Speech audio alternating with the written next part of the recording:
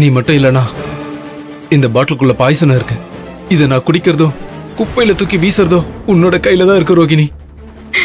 ஐயோ கௌதம், நான் தான் சொன்னேன்ல, என் அண்ணன் அண்ணி சித்தி எல்லாரும் இங்க இருந்து கிளம்புனதும் நான் எப்படியாவது அவங்கள சமாளிச்சுட்டு வந்துடுறேன்னு சொன்னேன்ல கௌதம். அப்புறம் என்ன, எதுக்கு என்ன இப்படி டார்ச்சர் பண்றீங்க?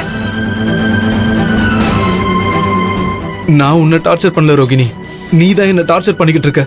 என்ன சந்தோஷமா வாழவும் விடாம நிம்மதியா சாகவும் விடாம நீ தான் என்ன டார்ச்சர் பண்ணிக்கிட்டே இருக்க ரோகிணி. இன்னும் அரை மணி நேரம் தான் ரெஜிஸ்டர் இருப்பாராம்.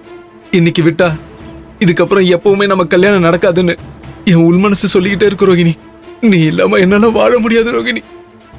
உன்னை இழந்துட்டு நான் நடப்பேனமா வாழ்றதை விட நான் ஒரேடியா செத்துறேன் ரோகிணி, ஒரேடியா செத்துறேன்.